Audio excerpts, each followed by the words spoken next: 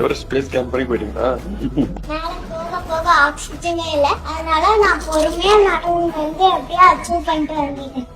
ட்ரைனிங்லாம் போறீங்க? ட்ரைனிங் வந்து வீட்லயே வாக்கிங் தான் போவோம், பிரீத்திங் பிரீத் அவுட் பண்ணி எக்ஸசைஸ்லாம் பண்ணுவோம். திருப்பி போவீங்களா?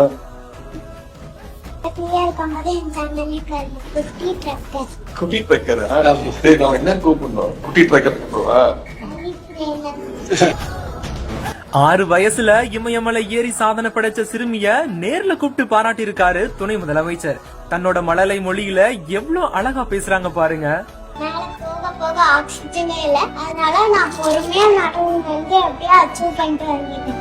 திருநெல்வேலி மாவட்டத்தை சேர்ந்த 6 வயதான குட்டி தேவதை தான் லலித் ரேணு.